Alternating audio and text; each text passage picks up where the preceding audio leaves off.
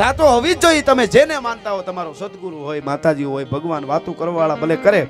અને જો આ દેશ વિશ્વાસનો છે, એટલે ઘણીવાર હું બોલ્યો છું, જો અહીંયા વિશ્વાસ ન હોય તો 6 મહિનાના બાળકને હાથમાં લઈ અને એક રાજપૂતાણી એમ ન કહે કે હે વાલબાઈ, આ મારા દીકરાને હોરઠના હિમાડા વીંધી અને નાઘેરની ધરતીમાં પુગાડી દે, દેવાજ બોદરના આંગણે, પછી કાળની ત્રવડ નથી મારા નવઘણનું રૂવાડું ખાંડું કરી ગઈ. કેટલો વિશ્વાસી છે. અને આમાં માનવું પડે એવી વાત હમણાં હું પ્રોગ્રામમાં કરું છું કે તમે જો નવઘણ વાલબાઈ ને આમ હાથમાં લઈને પાછા ભીમડાને દેવા ગયા કે ભીમડા, તું આ એક વાલ્મીકી સમાજનો માણસ સાહેબ, તું આને નવઘણને બહાર અહીંથી ઉપરકોટમાંથી કાઢી દે, નકર અમને તો ઓળખી જાય તારા હુંડલામાં નાખીને. તો આંખમાંથી આહુડા પડ્યા, 1 વાર ને 7 વાર મરવા તૈયાર છું. જુનાગઢનું મેં અન્ન ખાધું છે. પણ વાલબાઈ, હું હુંડલામાં જઈને અને જો આ વિચારવું જ પડે કે આ સાચું અહીં કાંઈક છે જ, કોક તત્વ કામ કરે જ છે. હુંડલામાં નાખીને હું નવઘણને લઈને જાઉં તો નવઘણ રોવે નહીં. તમે વિચારો 6 મહિનાનું બાળક રોવે નહીં? હું તેથી કંઈ એમાં ઇન્જેક્શન તો નહોતા કે બેભાન કરી દીધો હોય, કે ઇન્જેક્શન મારી દીધું હોય, કાંઈ રોવે નહીં. રોયો નહીં એનું શું કારણ? ઈ આમ ભીમડા રખેહરના હાથમાં નવઘણ દીધો વાલબાઈ, એટલે ભીમડાએ કીધું પણ આ રોવા માંડશે તો. અને તેથી વાલબાઈએ કીધું હતું કે સોમલદેવ પરમાર જ્યારે ધૂપેલી માં ખોડિયારનું ફેરવતા, તેથી મેં 2-3 આટી આરતીની લીધી છે. નાઘેરમાં પૂગે તાવથી નવઘણ ઉહકારો ન કરે. મને ખોડિયાર ઉપર ભરોસો છે. ભલા માણસ, આ વિશ્વાસ તો મને ખોડિયાર ઉપર ભરોસો છે. અને સાહેબ ઈ રોયો નહીં, શું ઈ સીધું માનવું જ પડે. અને આપણે અંધશ્રદ્ધાને કોઈ દી માનતા જ નથી સાહેબ. આપણા શાસ્ત્રો નથી માન્યા. અટાણે છે એમ નહીં. રામાયણની માલિકોર જ્યારે, લંકાના રણમેદાનની માલિકોર જ્યારે, હું તો 21મી સદીના કલાકારો અમે બધા છીએ. અમે પ્રમાણો સાથે તમને કહીશું. આમ ગમે એ ડીંગે ડીંગ આમ બણગા ફૂંકને વાળા નહીં હે. હા, સાચી વાત કેવી ને, અવળી રાહ નહીં ભટકાવાની. વિશ્વાસ કામ કરે સાહેબ. પણ જ્યારે લંકાના મેદાનમાં લક્ષ્મણને મૂર્છા આવી અને ભગવાન રામની આંખમાંથી આહુડા જ્યારે પડતા હતા, એ વખતે ભગવાન રામે હનુમાનને કીધું કે ડોક્ટરને બોલાવીએ. આ આપણી રામાયણ હજારો વર્ષ પહેલાં એમ કહે છે કે અમે અંધશ્રદ્ધા ફેલાવતા નથી, શ્રદ્ધા પણ છે ને અમે આ કરીએ છીએ. એટલે સુસેન વદને હનુમાન વૈદને લઈ આવ્યા. એટલે તરત સુસેણે કીધું કે મંદરાચલ પર્વતમાં જડીબુટી મળે. એટલે હનુમાનને કીધું કે જાય ગમે એ મેડિકલમાં દવા મળતી હોય લઈ આવી. ડૉક્ટરને બોલાવો અને મેડિકલમાં જ્યાં દવા મળતી હોય ત્યાંથી દવા લઈ આવી. આ આપણી રામાયણ પહેલાં કીધું છે. વિજ્ઞાન તો હમણાં કહે છે કે અંધશ્રદ્ધા ન હોવી જોઈએ. આપણે આ કરી બતાવ્યું આપણા શાસ્ત્રો. અને એવી જ રીતે આ રોહિશાળાના પાદરમાં અમારી મામડિયા ચારણને હાથ દીકરીઓ અને મિહિરને મેરખિયાને જ્યારે હરપડંસ થાય, આખી વાત નથી, આ તો તમને પુરાવા આપું છું એમ થોડા. અને જ્યારે હરપડંસ થયો અને આમ કરીને આમ ભેળિયાની આમ કરીને આમ કરીને આમ આંટી નાખ્યો ખોડિયારે કે હમણાં ઊભો કરી લઉં. કે ધીરી રે બેન, આવડ કે છે ધીરી રે, આગળ કળિયુગ આવે છે ને આપણે ચારણની દીકરીઓ છીએ, અંધશ્રદ્ધા ન ફેલાવે આપણાથી. કે ઊભો થઈ જાય, એ વખતે થઈ જાય. રામ હાથ ફેરવે તો લક્ષ્મણ ઊભો થઈ જાય. એ તો જેને અનુભૂતિ થઈ હોય એની વાત છે આ બધી. અને અહીં ખોડિયાર હાથ ફેરવે તો મીર ઊભો થઈ જાય. પણ એમ ઊભો ન કરાય. કાં તો પાતાળ સુધી ભલે જવું પડે, ગમે એ મેડિકલમાંથી દવા ગોતી આવી બેન. આગળ કોઈક ભૂવા ધૂણાવીને બેઠા રહે તો કોઈક મરી જાય તો આપણા નામ ઉપર કલંક લાગશે. આપણો હગો ભાઈ હોય તો એને જડીબુટી લેવા જવું પડે. એ સંદેશો આપણી ખોડિયારે ના આવડે આપ્યો છે ભલા માણસ. તો આ તો વર્ષો પહેલાની કથાઓ છે. અમારી માતાજી પણ એમ કે તમારે દવાઈ લેવીને શ્રદ્ધા રાખવી. અમારી રામાયણ પણ એ કે એ વાત છે આપણી. આપણે રાહ આપી છે દુનિયાને. વિજ્ઞાન ભલે બહુ સરસ અત્યારે સારું બધું કરે. અત્યારે એવું વિજ્ઞાન એક ટેસ્ટ ટ્યુબ બી વિજ્ઞાને બનાવ્યું તો આખી આમ ભારતને, હવે તો એ દીકરી એમ કે જુવાન થઈ ગઈ, એ વખતે બનાવેલું. તો આખા બધે એવી વાતો થઈ ભારતની સિદ્ધિ ટેસ્ટ ટ્યુબ. આપણા માટે આ બિલકુલ નવું નથી. મહાભારત ધ્યાનથી વાંચજો. ગાંધારીએ પિંડ જન્મો તો ભ્રૂણના 100 કટકા કરવામાં આવ્યા, 100 દ્રાવણના ઘડા બોલાવવામાં આવ્યા અને એક ઘડામાંથી એક કૌરવ. આ 100 કૌરવો છે ને ટેસ્ટ ટ્યુબ બેબી છે. આપણે ત્યાં 5,500 વર્ષ પહેલાં આ ઘટના બની ગઈ છે. એ ભારતની ધરતી છે. આપણા શાસ્ત્રો એક ઉપર તમે જાઓ તો દુનિયાનું કોઈ વિજ્ઞાન એવું નથી કે આમાંથી નથી લીધું. અને આપણે આઘા નો વયા જાય. હું વાત એ કરું છું કે આપણે જ મહાન એમ ન માનતા. પાછા આ હતું અહીંયા પાછું જવું છે એ વાત એટલે યાદી કરાવું છું કે કોણ છે આપણે. એવી જ બીજી વાત, અત્યારે આપણે 2-3 વર્ષ કે 5 વર્ષ થયા છે કદાચ કે એક પુરુષે વિદેશમાં, આ વાતો અત્યારે કરવાનું શું કારણ ભાઈ, થોડું વિજ્ઞાન ખ્યાલ આવે એટલા માટે. એક પુરુષે વિદેશમાં 2 બાળકને જન્મ આપ્યો. આવું તમે, અને એ વખતે ઓહો વિજ્ઞાન ક્યાં પહોંચી ગયું. આપણા માટે એ બિલકુલ નવું નથી. આપણા શાસ્ત્રો ધ્યાનથી વાંચજો. માનધાતા એના બાપના પેટમાંથી જન્માતા. હજારો વર્ષ પહેલાં આપણે આ ઘટના બની. આવા 1000 દાખલા તમને દઈ શકું સાહેબ. એ ભારતમાં હું તમે જન્મા છે અને આપણે આપવું, બીજા માટે એક થવું, બીજા માટે કંઈક કરવું, એ જ આપણને બીજા માટે કરે, એ જ. બાકી પોતા માટે જ કરે, એ તો પશુ પ્રવૃત્તિ છે. તમે કોઈ દેવું સાંભળ્યું કે પાડો ધણહેરમાં સરી આવે ને ભેહાટું ભારી બાંધી આવ્યો? એ સરી આવે ને કોકના ઝાડમાં ભાંગી આવે ને 2 રાફડા ભાંગે અને ગારા ઉડાડે. પણ બીજા માટે જે કરે, એટલા માટે હું તમે આજે ભેળા થયા છે કે સાહેબને એવો વિચાર આવ્યો કે મહાત્મા ગાંધી જો આટલું કરી શકતા હોય તો એ પગલે હાલી તો એની ઉર્જા મળે અને પાછી હું ભારતને કંઈક ઉર્જા આપું, એટલા માટે સાહેબ નીકળ્યા છે. એટલે હું તમે મળ્યા છે, એટલે એને અભિનંદન આપણે આપી છીએ અને વંદન પણ કરી છે. મેં શરૂઆતમાં જ કીધું, ખાસું એના વખાણ નહીં કરી તો અમને પાપ લાગે, એટલા માટે. બાકી હું કોઈ પાર્ટીનો માણસ, મારા માટે બધી હરખી. અને હું તો ચૂંટણીમાંય કહું, લડી લેજો. તમને કોંગ્રેસ ગમતું હોય તો તૂટી પડજો કોંગ્રેસ સારું થઈને, તમને ભાજપ ગમતું હોય તો ભાજપ માટે તૂટી પડો, એટલી મહેનત કરો. બીજું કોઈ ગમતું હોય તોય કોઈ વાંધો નથી. જે પાર્ટીમાં રહેવું હોય છૂટ છે. ચૂંટણીમાં પૂરી મહેનત કરી લેજો, પણ ચૂંટણી પૂરી થાય ને જીતવાવાળા જીતી જાય પછી બધાય ભેળા થઈને ભજીયા ખાઈજો. આવું તો હાલ્યા જ કરે, આપણે જ બધું કરવાનું છે. આપણે એમ નહીં કે આને જ કરવું જોઈએ. મૂળ તો આપણે ને, કોઈ પણ નેતા હોય આપણામાંથી કે એ કાંઈ ઉપરથી નથી આવ્યા. આ બધું જરૂરી છે એમ. આમ કાંઈ આપણે ઘણી એવી વાત, આ રાજકારણ ને આ બધું આમાં ન પડાય ને કાંઈ, આપણા ભેળું જ છે બધું, આમનું હાયલું જ આવે છે. પણ જે હારા કરે એ અમારા માટે હારા. પણ સાહિત્યકાર તરીકે હું કાયમ કહું છું કે અમે આવી પછી અમારા માટે બધાય હરખા, પણ આવા કંઈક કરે એમાં અમારો અમે રાજીપો જરૂર અમે વ્યક્ત કરતા હોઈએ છીએ. એટલા માટે મને ગમતું એ ગીત, તમારી જેમ ફરમાઈશ હોય એમાં અમારી પણ કંઈક. પણ પાત્રની વાત કરતો છું, તમે સાચું પાત્ર ભજવશો ને.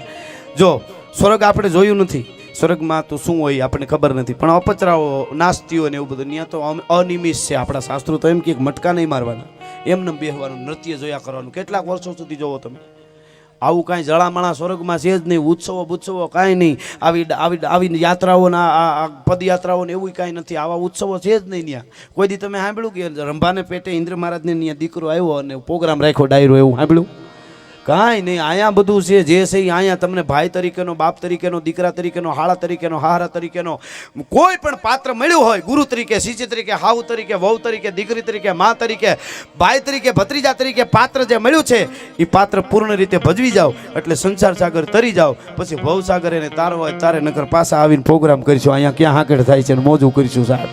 પણ તમને પાત્ર મળ્યું એમાં પૂરો ન્યાય આપવો પડે, આર પાર ઉતરી જવું પડે.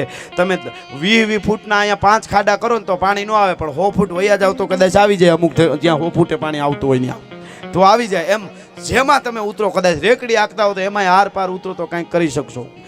મહેનત અને એ ભારતી તો શ્રમજીવીને સાસને રોટલો અમૃત જેવા લાગે છે, અને મહેનત વગરના માનવીઓના દેહ દવાઈઓ માંગે છે.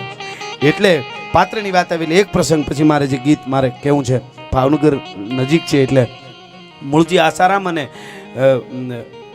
મૂળજી આસારામની કંપની હતી કાઠિયાવાડી કબૂતરનો મોહન મારવાડી. જેમાં તમે ઉતરો એમાં આર પાર ઉતરો તો કેટલી અસર થાય એમ. અને એ ભાવનગરમાં બરાબર એ નાટક રમવા આવે. ભાવનગરનો લાડો 18 પાદરનો ધણી નાટકમાં બેઠા અને આવી રીતે સ્ટેજ ગોઠવાનું, આમ પબ્લિક બધી બેઠી હતી ને એમાં બરાબર મોહન મારવાડી રાજા ભરતુરી થઈને આવ્યો ભાઈ.